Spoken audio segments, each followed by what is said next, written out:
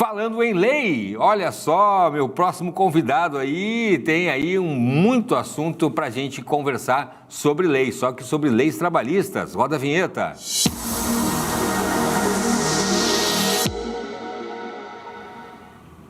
Doutor José Otávio Crespo, boa tarde, seja muito bem-vindo. Boa tarde, Cláudio, como é que está? Tudo bem? Que bacana, tudo bem, prazer em receber o doutor José Otávio Crespo novamente aí depois das merecidas férias, né? Exatamente. Né? Vamos de novo então, porque sabe que não param, né? As questões, as relações aí trabalhistas não param, doutor Crespo. Eu vou começar lhe fazendo uma pergunta da Ana, aqui de Porto Alegre, que ela fala o seguinte: trabalho como auxiliar de limpeza em uma concessionária de veículos e recebo 20% de insalubridade.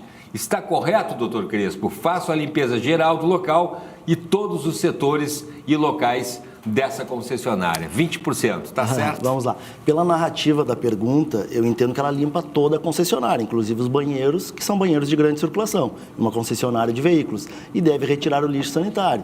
Se ela faz essa limpeza também dos banheiros da concessionária, que são banheiros de grande circulação, ela tem direito ao adicional de 40%. Aí está errado, né? Ela deveria receber 40% do adicional de salubridade. No caso da limpeza de 20%, seria uma limpeza que não envolve questões químicas, né? Exato, não, é o contrário. Agentes biológicos, que é lixo, secreções, sangue, aí é adicional de salubridade 40%. Produtos químicos ou cáusticos, que seriam as limpezas sem... vamos supor, um local pequeno, ela limpa um escritório, por exemplo. Sim, aí ela não vai ter direito a 40%, porque não são banheiros de grande circulação. Ah, perfeito. Não há questão dos agentes biológicos. Aí elas seriam os agentes químicos ou cáusticos, aí ela teria direito ao adicional de 20%. Sim, uma concessionária já é realmente já é muita movimentação. É que são banheiros de grande circulação, né? Aí há agentes biológicos, há o entendimento que tem que ganhar 40% de insalubridade. Perfeito, eu também agora entendi mais, viu? Vamos adiante, porque também tem uma situação sobre a insalubridade também. Recebo insalubridade de 20%, mas sobre o salário mínimo. O correto não seria sobre o meu salário contratual, o Jorge aqui de Porto Alegre? Não. E agora? Como regra, o adicional de salubridade, tanto o grau mínimo, 10, médio, 20 ou 40, a base desse adicional é o salário mínimo nacional. Ele só vai ter direito a receber sobre o piso da categoria ou salário contratual se houver previsão em norma coletiva.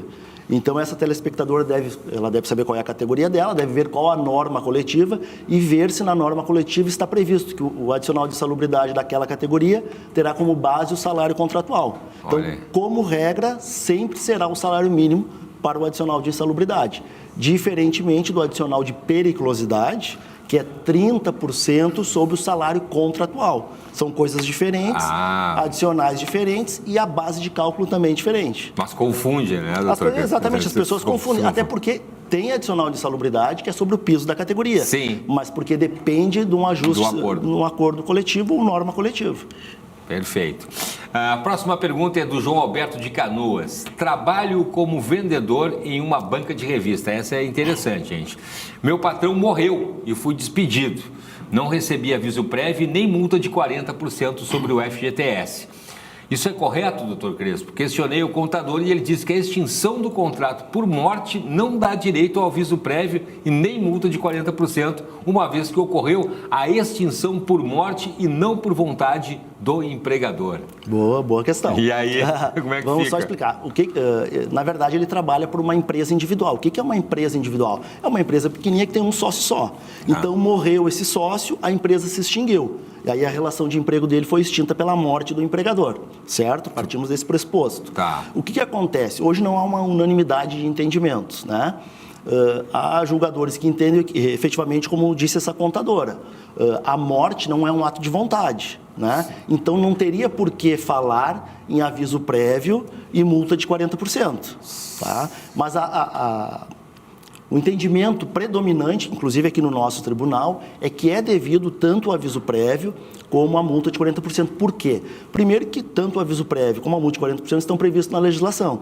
E a legislação não excetua esse direito. Né? E nós não podemos interpretar de forma restritiva direitos. Sim. Pelo contrário, nós nunca podemos restringir direitos. Sim. Então, como a lei não excetua, a maior parte dos julgadores tem entendido que sim, inclusive o Tribunal Superior do Trabalho, que é devido, mesmo quando o contrato é extinto pela morte, o aviso prévio e também a multa de 40% do FGTS. E aí como fica, por exemplo, a morte acontece, a pessoa não tem como cumprir ali, vamos supor, aí recebe proporcional daí o aviso prévio, por exemplo, eu fechei a banquinha ali, no caso Não, dele. o aviso prévio sempre vai ser de acordo com o tempo de emprego do trabalhador. Né? Aí nós temos a questão do aviso prévio trabalhado e aviso prévio indenizado. Ah, perfeito, né? Que é outra questão. É outra questão. Perfeito.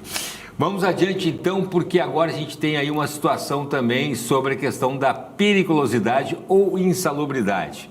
Sou operador de máquinas, retroescavadeira, todo dia pela manhã abasteço, né, a máquina que vou usar. E ele pergunta se eu tenho, em razão disso, se eu tenho direito à periculosidade ou à insalubridade. E agora, doutor Crespo? É aquilo que a gente já falou, né? Periculosidade e insalubridade sempre depende de uma perícia para se aferir se é periculoso ou insalubre. Mas pela narrativa da pergunta, o que ele diz? Que ele abastece diariamente uma retroescavadeira. Ou seja, então ele fica exposto ao combustível, inflamáveis ou à área de risco. Então, neste caso, em tese, ele teria direito a receber sim a periculosidade, né, que é 30% sobre o salário contratual dele. Perfeito.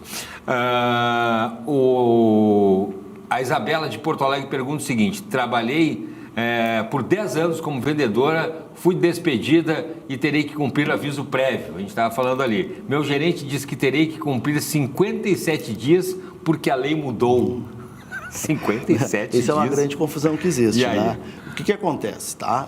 Nós estávamos conversando antes. Sim. Existe o aviso prévio. Quando o trabalhador é despedido, ou seja, o empregador despede, ele tem opção, a empresa tem opção de exigir o cumprimento do aviso prévio ou pagar o aviso prévio, ser o aviso prévio indenizado. Já. Quer dizer, olha, amanhã tu não precisa mais voltar, então o aviso prévio será indenizado, certo? Perfeito. Quando o aviso prévio é cumprido, que é o caso dessa trabalhadora, a informação está completamente errada. Por quê? O aviso prévio cumprido, o prazo máximo sempre será 30 dias. Né? Então não existe isso de cumprir mais que 30 dias. Não mudou nada. Exatamente, vou explicar agora, não mudou nada. É 30 dias, inclusive aí é opção do empregado, quando ele é comunicado a despedida, olha, tu vais cumprir o aviso prévio. O empregado vai ter opção de ou reduzir 2 horas por dia, ou trabalhar 7 dias a menos desses 30 dias, que é uma opção que o trabalhador faz, aviso prévio cumprido. Já o aviso prévio indenizado, que é aquele que o empregado diz, olha, não volta mais, aí sim que a legislação em 2011 mudou. E o que diz a legislação? O empregado trabalhou 1 ano, tem 30 dias de aviso prévio. Trabalhou 2 anos, 33 dias de aviso prévio. A cada ano trabalhado, ele vai adquirindo 3 dias a mais de aviso prévio, até chegar ao montante de 90 dias.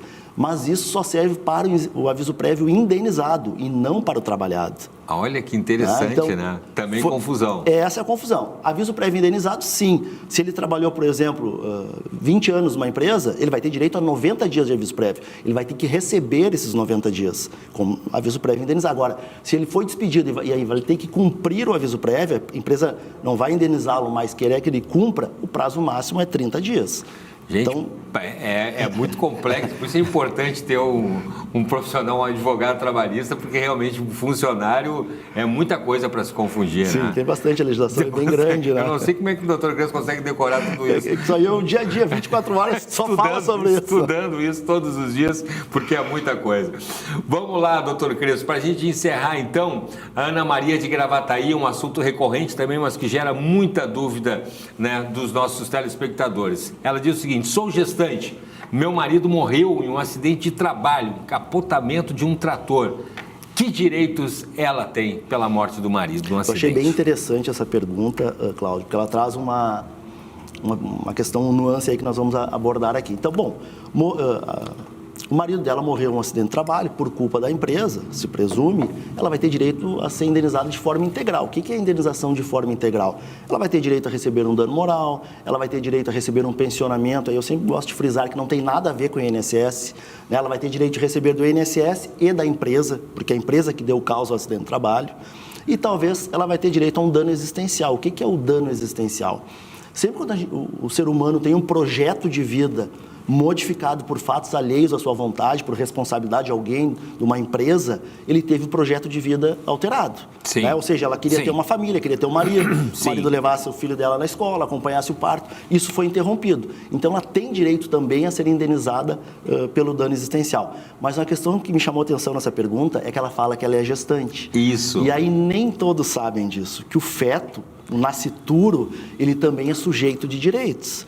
Então, ela tem que entrar com uma ação pedindo uma indenização por ela e também do nascituro do bebê que ela traz no ventre. Que tem direito também a dano moral, que vai ter direito ao pensionamento. Gente. E nem sempre as pessoas sabem disso. Pois é, mas faz sentido, né? Exatamente, porque a lei fala, né, que o nascituro ele é sujeito. A partir da concepção, ele já é sujeito de direitos. Faz então, sentido. ele tem os mesmos direitos que qualquer cidadão. Filho.